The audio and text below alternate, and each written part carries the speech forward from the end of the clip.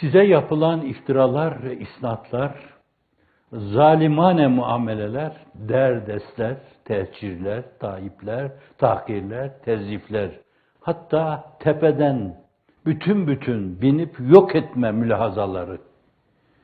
Çok kimseyi belki bu mevzuda öyle olumsuz şeylere sevk edecek kadar onlarda çok tesiri yapmıştır. Dün bir hadise münasebetiyle Anadolu insanın en nezihlerinden 2 tanesi annelerinin cenazelerini iştirak ederken arkadan kelepçeli götürmeleri öyle rikkatıma dokundu. O mübarek Anadolu'da insanlık bu kadar mı sukut etti diye gözyaşlarımı tutamadım. Annelerinin cenazesi, vafaka şennun tabaka. Himler, şuleler emredince eseslerde yapıyorlar. Denaatin, şenaatin bu kadar çirkini yaşanmamıştır Anadolu'da.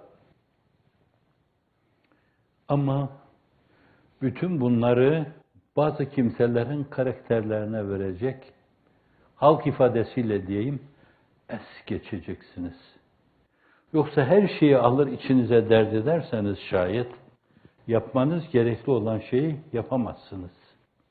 Defaatle arz ettiğim gibi, bir tanesi, ben onu bir yönüyle hakkında böyle denen şeylere inanmıyor gibiydim.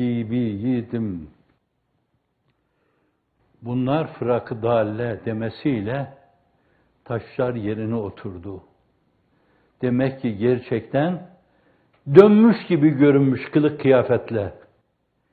Fakat dönmeyip yerinde durduğunu fırak-ı dalle demek suretiyle tespit ediyor, tescil ediyor maşeri vicdanda.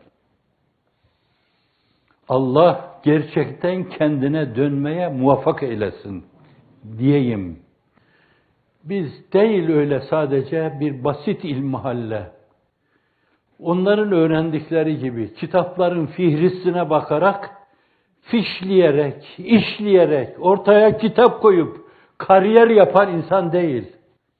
Bir kitaba bakarken 30 kitapla müzakere ederek ehli sünnet vel cemaatin mübarek mülahazalarını zihinlerimizin bütün nöronlarına işlemek üzere işledik. Bir tek kelimeyle İmam Ebu Mansur'un Maturidi Hazretlerine veya Eşari Hazretlerine, Ebu Hanife Hazretlerine, İmam Malik Hazretlerine, Şafii Hazretlerine, Hanbeli Hazretlerine, Selefi Salihine senelerden beri hadisleri metnin kritiğini yaparak senelerden beri birkaç kitabı beraber bulundurarak, ricalin kritiğini yaparak, onlara sorsanız 10 tane insanın, hatta en büyükler o mevzuda uzman olan, ben bir şey söyleyeyim, belki sonra bakar öğrenir. Buhari'nin 1. hadisinin ravisi kimdir? Yemin ederim sorsanız bilmezler. Hem de o işte uzman geçinenler bilmezler. Nadanlar eder sohbeti nadanla telezzüz. Diplomayla olmuyor, divanelerin hemdemi divane gerektir.